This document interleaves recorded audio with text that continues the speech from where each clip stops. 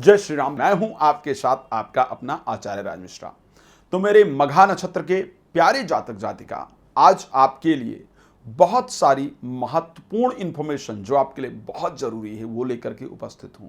आपका स्वभाव, आपका चरित्र, आप किस लिए इस संसार में आए हैं, क्या प्राप्त होना है, कैसे प्राप्त होना है, किस क्षेत्र में आगे जाना है, इन सभी विषयों में, और कौन कौन से वर्ष आपके जीवन में कष्टप्रद रहे हैं, आज इन सभी विषयों में हम आपके साथ चर्चा करेंगे, आपको जानकारी देने का प्रयास करेंगे, आप एक अच्छी जानकारी जीवन के अंतर्गत प्राप्त कर पाएं, ये हमारा इस कार्यक्रम के अंतर्गत प्रयास रहेगा। तो आपके नक्षत्र के जो स्वामी हैं वो केतु हैं। मघा नक्षत्र सिंह राशि के अंतर्गत आता है। राशि स्वामी सूर्य पाए जाते हैं। मा मी मू में ये नक्षत्र के 4 चरण है। माँ अक्षर से नाम आता है, मी अक्षर से नाम आता है, मु अक्षर से नाम आता है और मे अक्षर से नाम आता है। तो ऐसे परिस्थिति में आपका मघा नक्षत्र के अंतर्गत जन्म हुआ है। मा मी मु में ये मघा नक्षत्र के 4 चरण हैं। अब इस नक्षत्र के स्वामी क्योंकि केतु हैं और इस नक्षत्र के जो देवता हैं वो पितृ देवता हैं। गण राक्षस पाया जाता है मघा नक्षत्र का। राशि स्वामी सूर्य हैं। योनि मूषक पाई जाती है और तत्वक जो हंस का होता है वो अग्नि होता है। सो किस प्रकार का आपका विचार होता है, किस प्रकार का आपका नेचर होता है और क्या आपको करना चाहिए जो आपके लिए फायदेमंद होता है। जो मैंने मघा नक्षत्र के बारे में अपना रिसर्च किया है, जो मघा नक्षत्र के बारे में मैंने जानकारी प्राप्त की है, मघा नक्षत्र का एक अपना नेचर है। और वो नेचर किस प्रकार का है?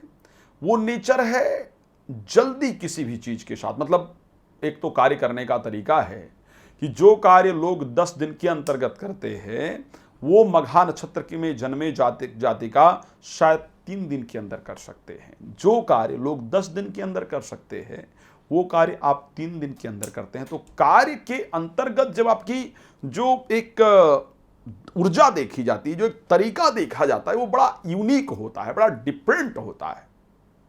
आप जिस कार्य में लग जाते हैं या लग जाती हैं ना, उसके लिए बड़े जिद्दी स्वभाव के होते हैं। मतलब उस कार्य को किसी प्रकार करके ही मानना है, अधूरा कार्य को किसी प्रकार से नहीं छोड़ना है और यूनिक कार्य आप लोग करते हैं।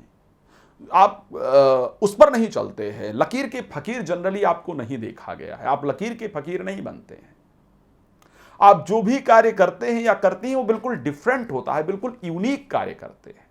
लेकिन एक प्रॉब्लम भी आपके साथ जो देखी गई, जो मैं कह रहा हूं प्लीज कमेंट करके बताइएगा कि मैंने जो कहा है वो सही है या नहीं है। आप मेरे साथ रात में 9 बजे भी लाइव जुड़ सकते हैं, दोपहर को 12 बजे लाइव जुड़ सकते हैं, फ्री ऑफ कॉस्ट होता है, इस पर आप बात कर सकते हैं। पहले बाद में बात करेंगे तो आपको कॉल अपॉइंटमेंट लेना होगा। और मैं उम्मीद करूंगा कि आप लोग लाइक शेयर जरूर करेंगे इस कार्यक्रम को, बिकॉज ये जानकारी आपके बारे में है।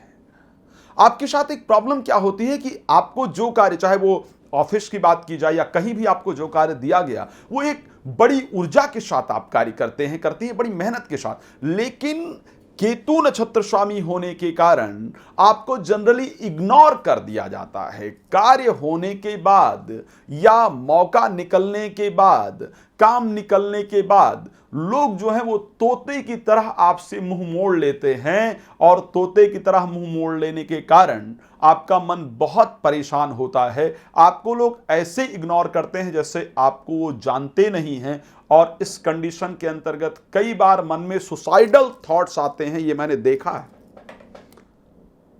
क्योंकि एक तो स्वाभिमानी होते हैं नक्षत्र स्वामी, क्योंकि केतु हैं और देवता सूर्य हैं। केतु के अंग में मंगल तत्व पाया गया है। सो ऐसे कंडीशन के अंतर्गत स्वाभिमानी होते हैं।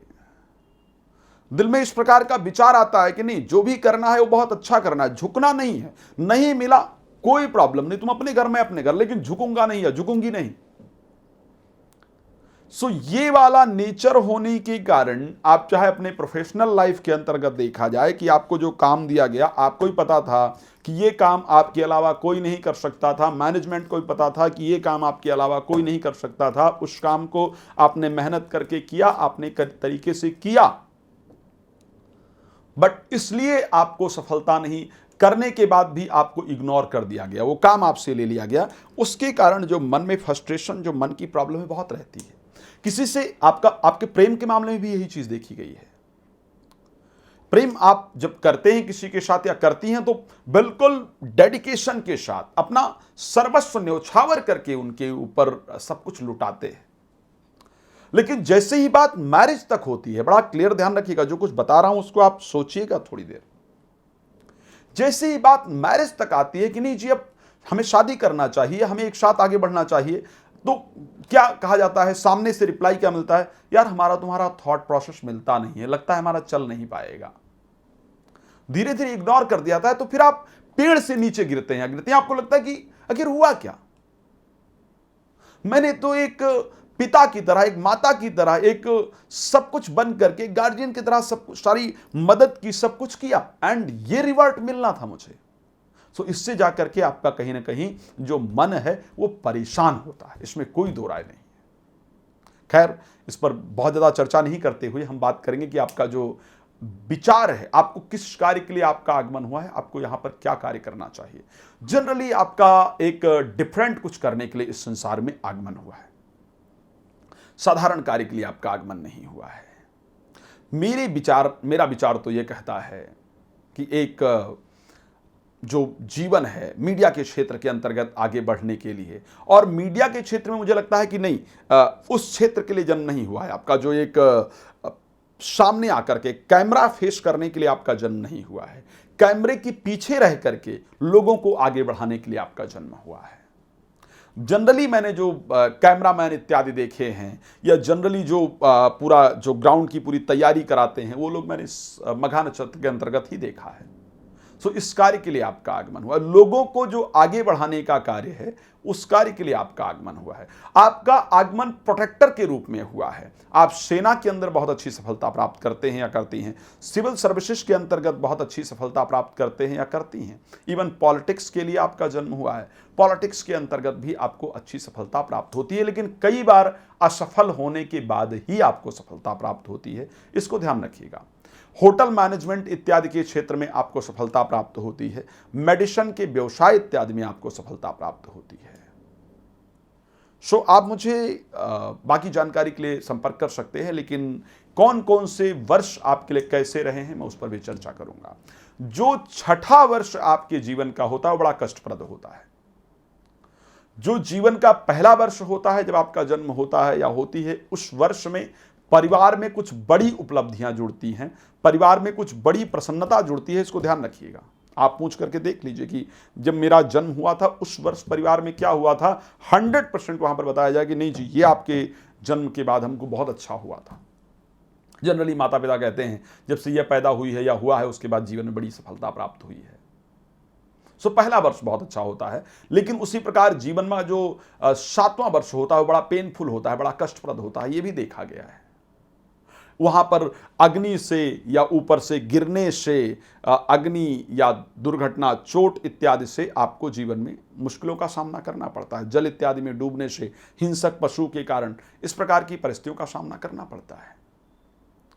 जीवन का जो 17वां वर्ष होता है ये जीवन में एक बड़ी उपलब्धि लेकर के आता है, बड़ी सफलता लेकर के आता है, जीवन में कुछ बड़ा परिवर्तन होता है। लेकिन 19वें वर्ष में बड़ी बीमारी या चोट निश्चित रूप से लगता है, दिक्कत होती है। 25वें वर्ष में कंट्री या स्टेट या डिस्ट्रिक्ट आपको चेंज करना पड़ता है। इस प्रकार की परिस्थितियां होती हैं। जनरली 29वें या 30वें वर्ष के अंतर्गत आपको अपना मकान मिल जाता है। विवाह के लिए 26 से लेकर के 29 वर्ष का जो समय होता है वो सबसे अनुकूल होता है। जीवन के 36वें वर्ष में जीवन साथी के साथ कुछ बड़े बवाल देखे गए हैं, और अगर संभाला ना जाए तो मामला डाइवोर्स तक पहुंच जाता है। 42वें वर्ष में हम प्रोफेशन को पूरी तरह से बदल देते हैं। 47वें वर्ष में शरीर में एक बड़ा रोग होता है। बाकी चीज़ें विस्तार से बात करेंगे। आप लाइव में जुड़ सकते हैं रात को 9 बजे, दोपहर को 12 बजे। लाइक शेयर आप करेंगे, ये मुझे पूरी तरह आप पर भरोसा है, आप पर उम्मीद है, क्योंकि हम ऐसे बहुत सारी इन्फॉर्मेशन आपके लिए लेकर के आ रहे हैं। रात 9 बजे, दोपहर को 12 बजे आप मेरे साथ लाइव जुड़िए, जानकारी प्राप्त कीजिए। आपका इस कार्यक्रम में जुड़ने के लिए बहुत धन्यवाद। जय श्री राम।